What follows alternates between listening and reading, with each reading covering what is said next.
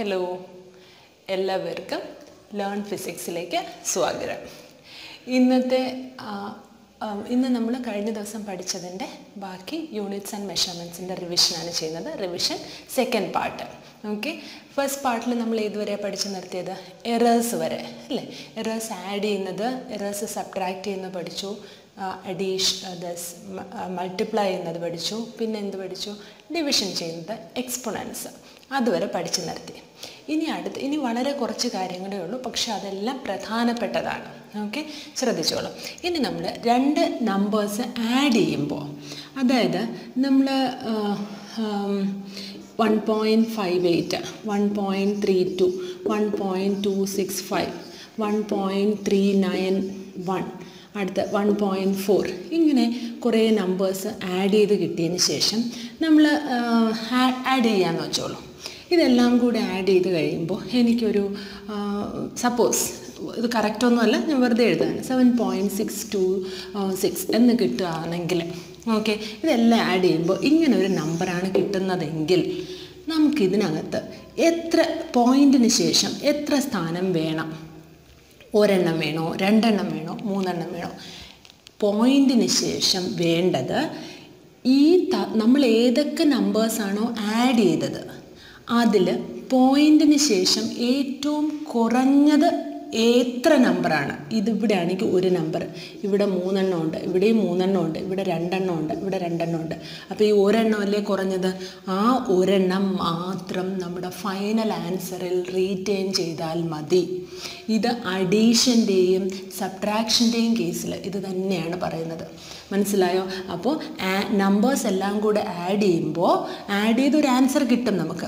അതിൽ പോയിൻറ്റിന് ശേഷം ഏറ്റവും കുറഞ്ഞ ഡെസിമൽ പോയിൻറ്റ്സ്, അതായത് ഇവിടെ ഒരെണ്ണമേ ഉള്ളൂ, എന്നാൽ ഫൈനൽ ആൻസറിലും എന്ത് തന്നെ മതി? ഒരെണ്ണം മതി. ഇത് അഡീഷൻ ആണെങ്കിലും സബ്ട്രാക്ഷൻ ആണെങ്കിലും അത് തന്നെയാണ് റൂള്. അപ്പോൾ നമുക്കിവിടെ എത്ര പോയിൻറ്റിന് ശേഷം ആഫ്റ്റർ ദ ഡെസിമൽ നമ്മൾ ഒരെണ്ണം റീറ്റെയിൻ ചെയ്താൽ മതി. ഓക്കെ, അതായത് 7.6 എന്ന് മാത്രം റീറ്റെയിൻ ചെയ്താൽ മതി. അപ്പോൾ ഇപ്പോൾ ഇത് 7.626 എന്ന് വന്നല്ലേ, അതിന് പകരമായിട്ട് ഇപ്പോൾ 7.6537 എന്ന് വന്നു എന്ന് വെച്ചോളൂ. എനിക്ക് റീറ്റെയിൻ ചെയ്യേണ്ടത് ഒരു നമ്പറാണ്. ഓക്കെ, ഈ ഒരു നമ്പറാണ് റീറ്റെയിൻ ചെയ്യേണ്ടതെങ്കിൽ ഈ ചുമ്മാതെ ഈ ബാക്കിയുള്ളതിനെല്ലാം കളയാൻ പറ്റുമോ? ഇത് ഇവിടെയാണെങ്കിലും ചുമ്മാതെയും കളയാൻ പറ്റുമോ? ഇല്ല. പകരം നമ്മൾ റൗണ്ട് ഓഫ് ചെയ്യണം. അതെങ്ങനെയാണ് റൗണ്ട് ഓഫ് ചെയ്യാൻ പറ്റുന്നത്? അതായത് തന്നേക്കുന്ന നമ്പർ ഗ്രേറ്റർ ദാൻ 5 ആണെങ്കിൽ തൊട്ട് മുന്നത്തെ നമ്പറിൻ്റെ കൂടെ 1 ആഡ് ചെയ്യുക. ലെസ് ദാൻ 5 ആണെങ്കിൽ, ഇഫ് ദ നമ്പർ, അതായത് നമുക്ക് പോയിൻറ്റിന് ശേഷം ഒരു നമ്പർ മതിയെങ്കിൽ, ഓക്കെ, 7.6 വരെ മതി. അപ്പോൾ നമ്മൾ എന്ത് ചെയ്യണം? തൊട്ടടുത്ത നമ്പർ നോക്കുക. അത് 5നേക്കാൾ കൂടുതലാണ് എങ്കിൽ ഈ നമ്പറിൻ്റെ കൂടെ 1 ആഡ് ചെയ്യണം. 5നേക്കാൾ കുറവാണെങ്കിൽ ഈ നമ്പറിനെ അവോയ്ഡ് ചെയ്തേക്കണം. ഇപ്പോൾ അതേ നോക്കിയേ, 7.626. Okay, if it is greater than 5 we should add, greater than 5 ആണെങ്കിൽ we should add +1. Less than 5 ആണെങ്കിൽ നമ്മൾ എന്ത് ചെയ്യണം? ആ നമ്പറിനെ അങ്ങ് ഡ്രോപ്പ് ചെയ്തേക്കണം, വേണ്ട. ഓക്കെ, ഇനി ഈക്വൽ ടു 5 ആണ് എങ്കിൽ തൊട്ട് മുന്നത്തെ നമ്പർ നോക്കുക. preceding number, if it is an odd number we should add 1. if the preceding number is an even number നമ്മൾ എന്ത് ചെയ്യണം? ഡ്രോപ്പ് ചെയ്യുക. ഓക്കെ, ഇത്രയാണ് റൂള്. മനസ്സിലായോ? അതെങ്ങനെയാണ് ചെയ്യേണ്ടതെന്ന് ഒന്ന് പറഞ്ഞുതരാം. ഇത് നോക്കിക്കോ. ഇപ്പോൾ നമ്മുടെ ഉള്ള നമ്പേഴ്സ് 7.5267, 7.5723, അടുത്ത് 6.453, അടുത്ത 2.156. ഇങ്ങനെ 4 നമ്പേഴ്സ് ഉണ്ട്. ഇതെല്ലാം ഡെസിമലിന് ശേഷം ഒരു നമ്പർ വെച്ചിട്ട് നമുക്കതിനെ റൗണ്ട് ഓഫ് ചെയ്യണം. എങ്ങനെയാണ് ചെയ്യേണ്ടത് നോക്കുക. ഈ ഡെസിമലിന് ശേഷം ഇപ്പോൾ ഒരു നമ്പർ ഉണ്ടല്ലോ, ഡെസിമലിന് ശേഷം ഈ ഒരു നമ്പർ മാത്രം മതി. ഇത് നമുക്ക് വേണ്ട. ഇത് തൊട്ടാണ് നമുക്ക് അവോയ്ഡ് ചെയ്യേണ്ടത്. അപ്പോൾ ആ നമ്പർ ഗ്രേറ്റർ ദാൻ 5 ആണോ ലെസ് ദാൻ 5 ആണോ? ലെസ് ദാൻ 5 ആണ്. അപ്പോൾ റൗണ്ട് ഓഫ് ചെയ്ത് കഴിഞ്ഞാൽ നമുക്ക് എന്ത് എഴുതാം? 7.5 എന്ന് മതി. ഡ്രോപ്പ് ചെയ്യാം ബാക്കിയുള്ളതിനെല്ലാം. ഇനി ഡെസിമലിന് ശേഷം ഒരെണ്ണം എക്സസ് ചെയ്യുന്നുണ്ട്. തൊട്ടടുത്ത രണ്ടാമത്തെ നോക്കി, അതെന്താണ്? Greater than 5. ഗ്രേറ്റർ ദാൻ 5 ആണെങ്കിൽ തൊട്ട് മുന്നത്തെ നമ്പറിനോട് എന്ത് ചെയ്യണം? 1 ആഡ് ചെയ്യണം. അതായത് 7.6 എന്നാകും. ഇനി നമുക്ക് ഡെസിമലിന് ശേഷം ഒരു നമ്പർ മതി. തൊട്ടടുത്ത നമ്പർ നോക്കി, തൊട്ടടുത്ത നമ്പർ എന്ന് പറയുന്നത് 5 ആണോ എങ്കിൽ എന്താണ് ചെയ്യേണ്ടത്? തൊട്ട് മുന്നത്തെ നമ്പർ നോക്കുക. ആ നമ്പർ ഓഡ് ആണോ ഈവൻ ആണോ നോക്കുക. ഇതിപ്പോൾ എന്താണ്? ഈവൻ നമ്പർ, ഇരട്ട സംഖ്യയാണ്. ഈവൻ നമ്പർ എന്ന് പറഞ്ഞാൽ ഇരട്ട സംഖ്യ. ഇരട്ട സംഖ്യയാണെങ്കിൽ എന്ത് ചെയ്യണം? ഇതിനെ അങ്ങ് ഡ്രോപ്പ് ചെയ്ത് കളയണം. അതായത് പിന്നെ ബാക്കിയുള്ളതിൻ്റെ ഒന്നും ആവശ്യമില്ല. പക്ഷേ ഇവിടെ വരുന്നത് ഒറ്റ സംഖ്യയാണെങ്കിൽ തൊട്ടടുത്ത് 5 അല്ലേ? 5 ആണ് വരുന്നതെങ്കിൽ തൊട്ട് മുന്നത്തെ നമ്പർ നോക്കുമ്പോൾ ഈ നമ്പർ ഒരു ഒറ്റ സംഖ്യ, അതായത് ഓഡ് നമ്പർ ആണെങ്കിൽ നമ്മൾ എന്ത് ചെയ്യണം? നമ്മൾ അതിൻ്റെ കൂടെ 1 ആഡ് ചെയ്യണം. ഓഡ് നമ്പർ ആണ് എങ്കിൽ തൊട്ടടുത്ത നമ്പർ 5 ആണ്, അതിനാൽ തൊട്ട് മുന്നത്തെ നമ്പറിൻ്റെ കൂടെ എന്ത് ചെയ്യണം? 1 ആഡ് ചെയ്യണം. ഇതാണ് റൗണ്ടിങ് ഓഫ് പ്രിൻസിപ്പിൾ. ഇതാണ് റൗണ്ട് ഓഫ് ചെയ്യുന്നത്. അപ്പോൾ അഡീഷൻ്റെ കേസിൽ നമ്മൾ എത്ര എണ്ണം റീറ്റെയിൻ ചെയ്യണം? Minimum number of decimal point വേണം റീറ്റെയിൻ ചെയ്യേണ്ടത്. നമ്മൾ ആഡ് ചെയ്യുന്ന സംഖ്യകളിൽ ഏറ്റവും മിനിമം നമ്പർ ഡെസിമൽ പോയിൻ്റ് ഏതിലാണോ ഉള്ളത് അത് വേണം റീറ്റെയിൻ ചെയ്യേണ്ടത്. ഓക്കെ, അപ്പോൾ റൗണ്ടിങ് ഓഫ് എന്താണെന്ന് ക്ലിയർ ആയല്ലോ. ഇനി അടുത്ത് നമ്മൾ ചെയ്യുന്നത് സിഗ്നിഫിക്കൻറ്റ് ഫിഗേഴ്സ്. ഓക്കെ, നമ്മൾ ഫസ്റ്റ് സിഗ്നിഫിക്കൻറ്റ് ഫിഗേഴ്സ് എന്താണെന്ന് അറിയണം. അതറിഞ്ഞാൽ ഇനി അടുത്ത് മൾട്ടിപ്ലിക്കേഷനും ഡിവിഷനിലും നമുക്ക് ചെയ്യാൻ പറ്റുള്ളൂ. അപ്പോൾ സിഗ്നിഫിക്കൻറ്റ് ഫിഗേഴ്സ് എന്ന് പറഞ്ഞാൽ നമ്മൾ ഹോൾ നമ്പേഴ്സ് കൺസിഡർ ചെയ്യുകയാണ്. അതായത് ഇപ്പോൾ 4329. ഓക്കെ, ഈ നമ്പർ കൺസിഡർ ചെയ്യണം. ഹോൾ നമ്പർ ആണ് എങ്കിൽ ഇതെല്ലാം സിഗ്നിഫിക്കൻ്റ് ആയിരിക്കും. Number of significant figures is 4 here. Okay, ഇതിനകത്ത് ഹോൾ നമ്പേഴ്സിനെല്ലാം അതുപോലെ സിഗ്നിഫിക്കൻറ്റ് ഫിഗേഴ്സ് എന്ന് കൺസിഡർ ചെയ്യാം. ഇനി ഹോൾ നമ്പേഴ്സ് കഴിഞ്ഞിട്ട് സീറോസ് വരികയാണെങ്കിൽ ഈ സീറോസിനെയും സിഗ്നിഫിക്കൻ്റ് ആയിട്ട് കൺസിഡർ ചെയ്യാം. അങ്ങനെയാണെങ്കിൽ എത്ര സിഗ്നിഫിക്കൻറ്റ് ഫിഗേഴ്സ് ഉണ്ട് ഇവിടെ? 6 ആണല്ലോ. ഇനി നമ്മൾ ഡെസിമൽ പോയിൻ്റ് കൺസിഡർ ചെയ്യുമ്പോൾ 0.0468 എന്ന് നോക്കും. ഇത് നോക്കും. സിഗ്നിഫിക്കൻറ്റ് ഫിഗേഴ്സ് കണ്ടുപിടിക്കുമ്പോൾ ഈ അതായത് ഇതിന് മുന്നേ വരുന്ന 0, 1 നമ്മൾ കൺസിഡർ ചെയ്യില്ല. ആദ്യം 0 അല്ലാതെ വരുന്ന ഹോൾ നമ്പർ ഏതാണോ 4, 6, 8 ഇതല്ലേ, ഇത് 3 മാത്രമേ സിഗ്നിഫിക്കൻ്റ് ആയിട്ട് എടുക്കുകയുള്ളൂ. 3 മനസ്സിലായോ? ഇതിന് മുന്നേ എത്ര സീറോസ് വന്നാലും നമ്മളത് കൺസിഡർ ചെയ്യില്ല. പിന്നെ നമ്മൾ സപ്പോസ് 1.0048 എന്ന് വന്നാലോ, എന്നാൽ ഇതെല്ലാം ഇതിന് 1 കഴിഞ്ഞിട്ട് വരുന്ന സീറോസ് എല്ലാം കൺസിഡർ ചെയ്യും. മനസ്സിലായോ? അപ്പോൾ ഇവിടെ എത്രയാണ് സിഗ്നിഫിക്കൻറ്റ് ഫിഗേഴ്സ് എന്ന് പറഞ്ഞാൽ 5 number of significant figures are there. ഇനി 0.00180 എന്ന് വന്നാലോ, ഈ 18 കഴിഞ്ഞിട്ട് വരുന്ന ഇതെല്ലാം സിഗ്നിഫിക്കൻ്റ് ആണ്. മനസ്സിലായോ? അപ്പോൾ എത്രയാണ് സിഗ്നിഫിക്കൻറ്റ് ഫിഗേഴ്സ്? 3 ആണ് ഇതിൻ്റെ സിഗ്നിഫിക്കൻറ്റ് ഫിഗേഴ്സ് എന്ന് പറഞ്ഞാൽ. മനസ്സിലായോ? അപ്പോൾ ഇങ്ങനെയാണ് നമ്മൾ സിഗ്നിഫിക്കൻറ്റ് ഫിഗേഴ്സ്, അതായത് 0ക്ക് മുന്നേ, അതായത് ഹോൾ നമ്പറായിട്ട് കിടക്കുന്ന നമ്പറിന് തൊട്ട് മുന്നേ വരുന്ന എല്ലാ സീറോസും നമ്മൾ ഇൻസിഗ്നിഫിക്കൻ്റ് ആണ്. ഇനി നമ്മൾ അതിനെ ഒരു സയൻറ്റിഫിക് നൊട്ടേഷനിൽ റെപ്രസെൻ്റ് ചെയ്യണം. അതായത് 3.2 × 10⁻14 എന്ന് വരികയാണെന്ന് വെച്ചോളൂ. ഇങ്ങനെ വരികയാണെങ്കിൽ എത്രയായിരിക്കും ഇതിലെ സിഗ്നിഫിക്കൻറ്റ് ഫിഗേഴ്സ്? ഇതൊന്നും നമ്മൾ നോക്കണ്ട, നമ്മളിത് മാത്രം നോക്കിയാൽ മതി. ഇവിടെ എത്രയാണ് സിഗ്നിഫിക്കൻറ്റ് ഫിഗേഴ്സ്? സിഗ്നിഫിക്കൻറ്റ് ഫിഗേഴ്സ് 2 ആണ്. മനസ്സിലായോ? അപ്പോൾ ഇങ്ങനെയാണ് നമ്മൾ സിഗ്നിഫിക്കൻറ്റ് ഫിഗേഴ്സിനെ എഴുതുന്നത്. ക്ലിയർ ആയോ? അപ്പോൾ ഹോൾ നമ്പറും ഹോൾ നമ്പറിന് ശേഷം കിടക്കുന്ന സീറോസും എല്ലാം സിഗ്നിഫിക്കൻ്റ്. ഡെസിമൽ പോയിൻറ്റ്സിൽ മുന്നേ വരുന്ന നമ്പേഴ്സ് ഒന്നും സിഗ്നിഫിക്കൻ്റ് അല്ല. ഓക്കെ, ഇതാണ് സിഗ്നിഫിക്കൻറ്റ് ഫിഗേഴ്സിൻ്റെ കേസ്. ഇനി നമുക്ക് പറയാം നമ്മളിപ്പോൾ അഡീഷനും സബ്ട്രാക്ഷനും എങ്ങനെയാണ് റൗണ്ടിങ് ഓഫ് എന്ന് പറഞ്ഞു അല്ലേ?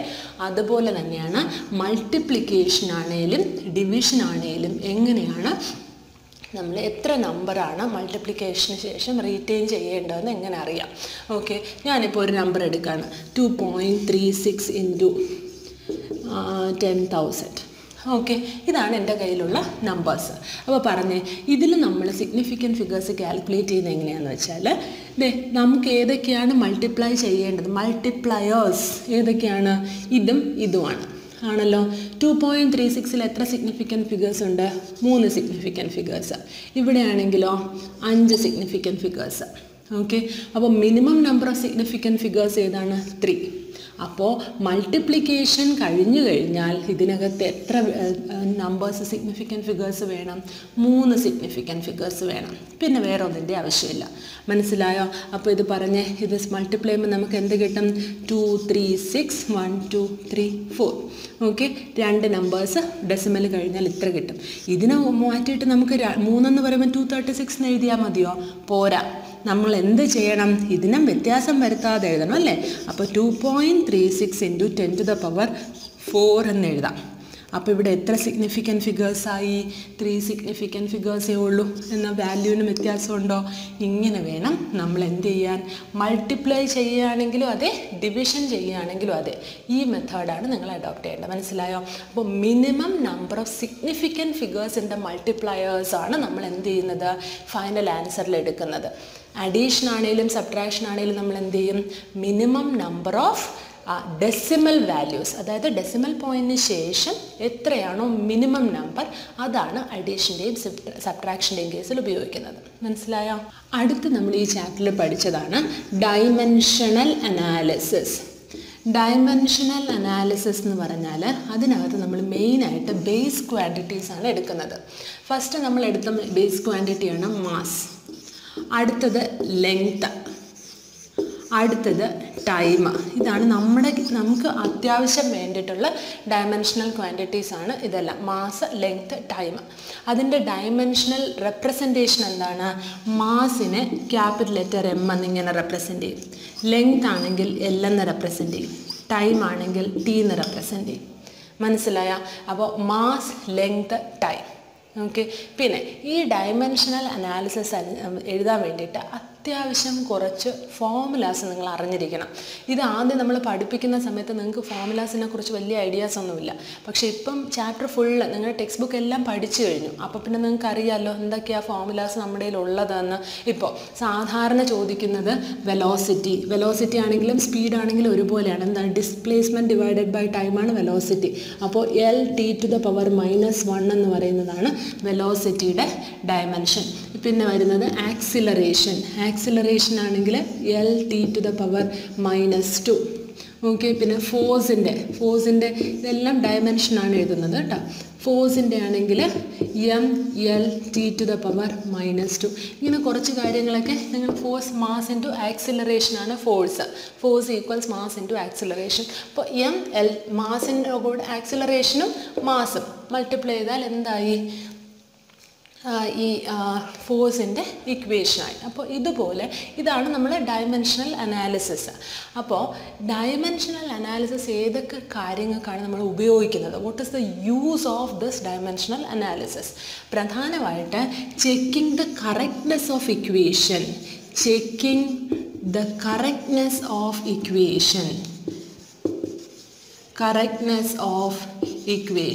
ഇക്വേഷൻ കറക്റ്റ് ആണോ അല്ലയോ എന്ന് ചെക്ക് ചെയ്യാൻ ഉപയോഗിക്കും.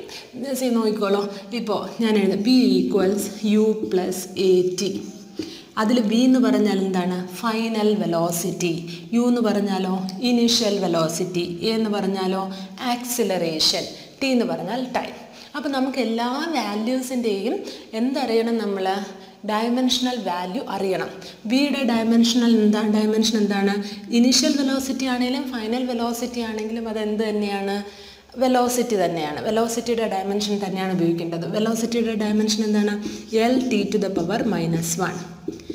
Initial velocity L(t⁻⁻1). ഇവിടെ ആക്സിലറേഷൻ്റെ ഡയമെൻഷൻ എന്താണ്? L(t⁻⁻2). ആൻഡ് ടൈമിൻ്റെ ഡയമെൻഷൻ എന്താണ്? T.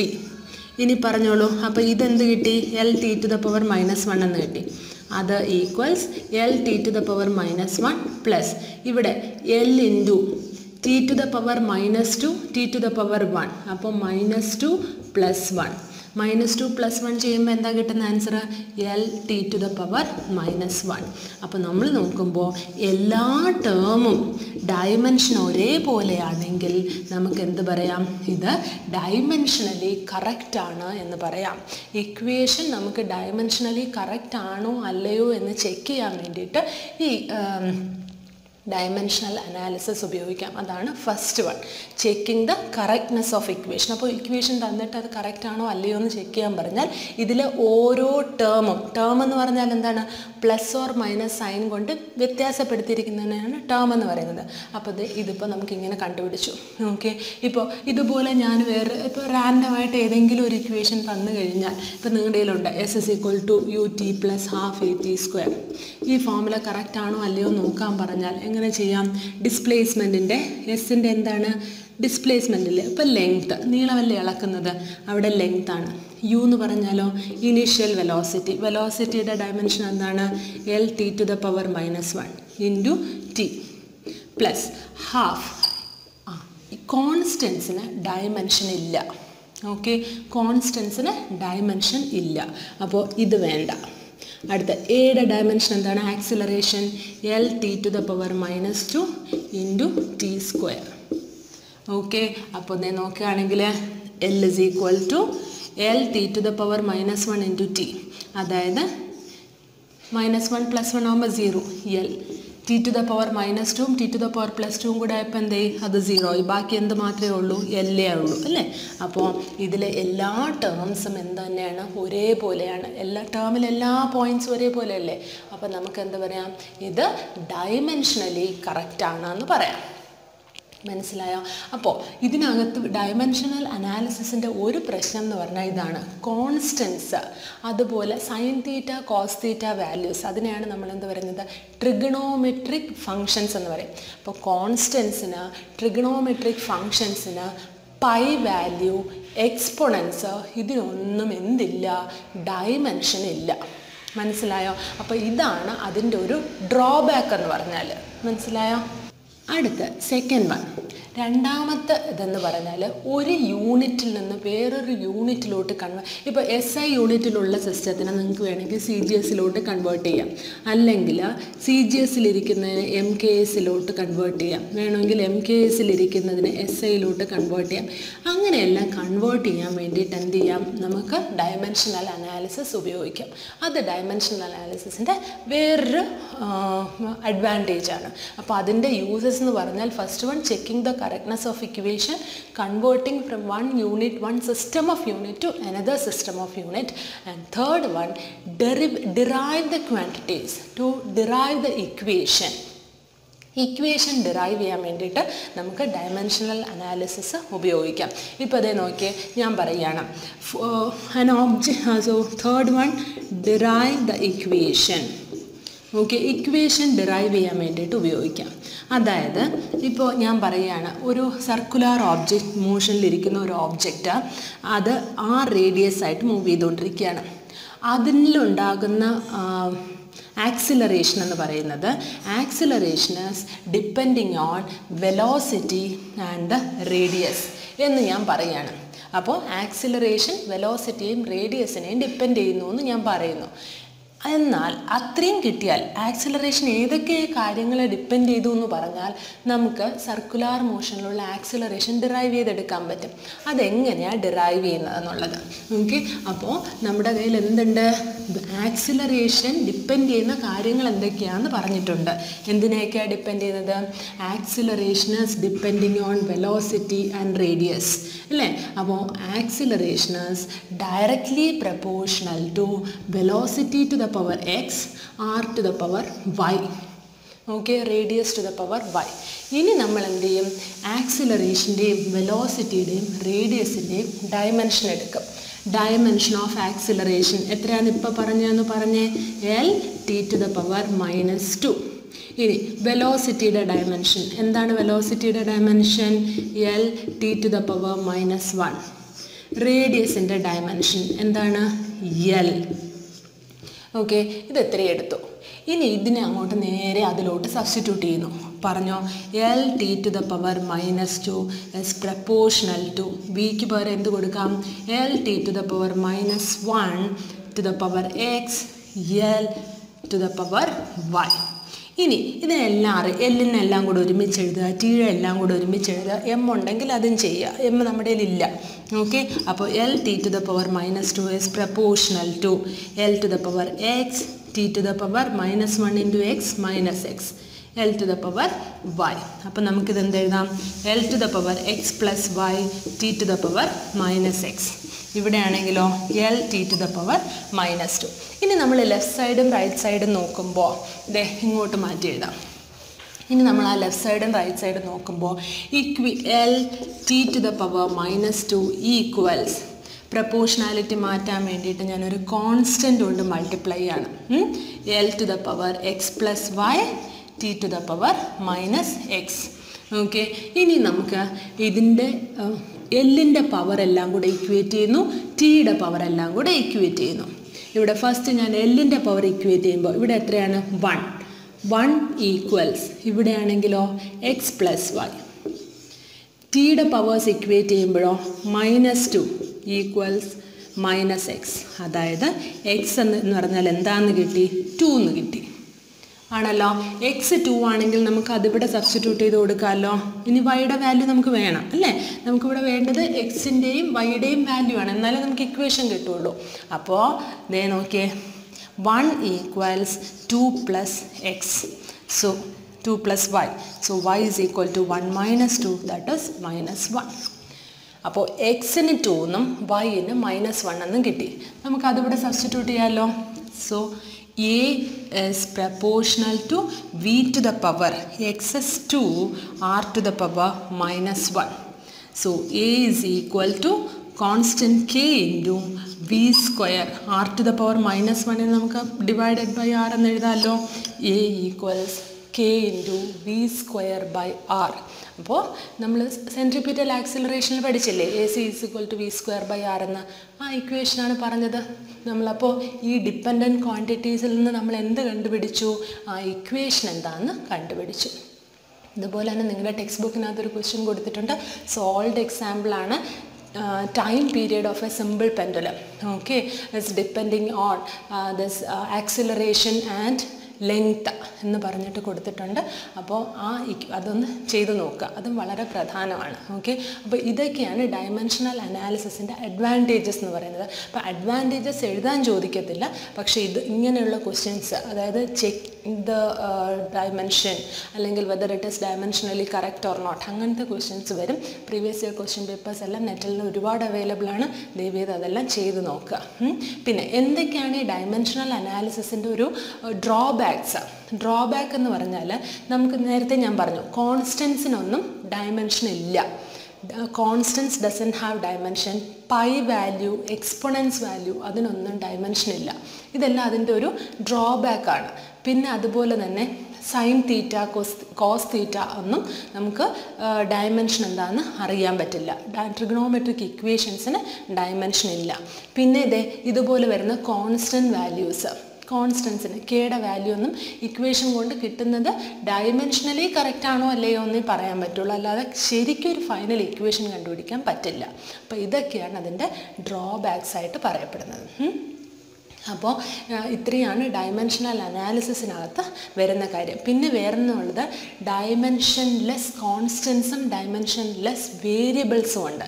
ഇപ്പോൾ ഇത് നോക്കി 1, 2, 3 എന്നൊക്കെ പറയുന്ന ഈ നമ്പേഴ്സിനൊന്നും ഡയമെൻഷൻ ഇല്ല, അല്ലെങ്കിൽ ഫ്രാക്ഷൻസിന് ഡയമെൻഷൻ ഇല്ല, പൈക്ക് ഡയമെൻഷൻ ഇല്ല, ഇക്ക് ഡയമെൻഷൻ ഇല്ല.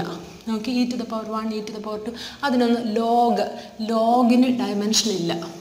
ഓക്കെ, ഇതൊന്നും ഡയമെൻഷൻ ഇല്ലാത്ത ക്വാണ്ടിറ്റീസാണ്. അപ്പോൾ ഇതെല്ലാം ഡയമെൻഷൻലെസ് കോൺസ്റ്റൻസ് ആണ്. ഓക്കെ, ഇതിലൊന്നും വാല്യൂസ് വേരി ചെയ്യുന്നില്ല. അതുപോലെ ആംഗിൾ, ഇപ്പോൾ നമ്മൾ ആംഗിൾ എടുക്കുകയെന്ന് വെച്ചോളൂ. ആംഗിൾ ഇപ്പോൾ തീറ്റ എന്ന് പറഞ്ഞൊരു ആംഗിൾ എടുത്തു. ആംഗിളിനും എന്തില്ല, ഡയമെൻഷൻ ഇല്ല. അപ്പോൾ തീറ്റയുടെ വാല്യൂ മാറിക്കൊണ്ടിരിക്കില്ല. 60 ഡിഗ്രിന്നോ 40 ഡിഗ്രിന്നോ 20 ഡിഗ്രി അങ്ങനെയൊക്കെ മാറിക്കൊണ്ടിരിക്കും. അപ്പോൾ അതുകൊണ്ട് തന്നെ ഇതിനെന്ത് പറയും? Dimensionless variable. ഡയമെൻഷൻലെസ് വേരിയബിൾ എന്ന് പറയും ആംഗിൾസ്. ഏതൊക്കെ ആംഗിളാണ്? ഇപ്പോൾ ഇതേ നോക്കി, സോളിഡ് ആംഗിളും പ്ലെയിൻ ആംഗിളും. അതതിന് ഒരു എക്സാമ്പിളാണ്. Solid angle and plane angle. Solid angle measure ചെയ്യുന്നത് സ്റ്റെറേഡിയൻ എന്ന യൂണിറ്റിലാണ്. സ്റ്റെറേഡിയൻ ആണ് സോളിഡ് ആംഗിളിൻ്റെ യൂണിറ്റ്. പ്ലെയിൻ ആംഗിളിൻ്റെ യൂണിറ്റ് ആണെങ്കിലോ അത് റേഡിയൻ ആണ് പ്ലെയിൻ ആംഗിളിൻ്റെ യൂണിറ്റ്. അപ്പോൾ ഇത്രയാണ് നമ്മൾ ഫസ്റ്റ് പാർട്ടും സെക്കൻഡ് പാർട്ടുമായിട്ട് രണ്ടെണ്ണം ചെയ്തത്. അപ്പോൾ ഇതിൻ്റെ ഒരു റിവിഷൻ എന്ന രീതിയിൽ നമുക്ക് പറ്റുവാണെങ്കിൽ ഇത് കംപ്ലീറ്റ് ചെയ്യുകയാണെങ്കിൽ ഞാൻ കുറച്ച് പ്രീവിയസ് ഇയർ ക്വസ്റ്റ്യൻ പേപ്പേഴ്സ് കൂടെ ചെയ്യാം. അല്ലെങ്കിൽ എൻ്റെ മറ്റേ ചാനലിനകത്ത്, അതായത് ലേൺ ഫിസിക്സ് എന്ന് പറഞ്ഞ ചാനലിനകത്ത് ഞാൻ കുറേ നിങ്ങളുടെ തന്നെ ക്വസ്റ്റ്യൻ പേപ്പേഴ്സിൻ്റെ റിവിഷനാണ് അതിനകത്ത് ചെയ്തിരിക്കുന്നത്. അതെടുത്ത് നോക്കിയാലും മതി. ഓക്കെ, അപ്പോൾ നിങ്ങൾക്കിത് പ്രയോജനമാകുമെന്ന് തന്നെ വിചാരിക്കുകയാണ്. അപ്പോൾ ദയവ് ചെയ്ത് പഠിച്ചോളുക. നല്ല മാർക്ക് വാങ്ങാൻ വേണ്ടിയിട്ട് എല്ലാവരും മാക്സിമം ശ്രമിക്കുക. നിങ്ങൾക്ക് ദയവായിട്ട് തന്നൊരു അനുഗ്രഹമാണെന്ന് വെച്ചോളൂ ഈ കിട്ടിയ സമയം. ഓക്കെ, സോ അപ്പോൾ അടുത്ത വീഡിയോയിലൂടെ വീണ്ടും കാണാം. അതുവരേക്കും താങ്ക് യു.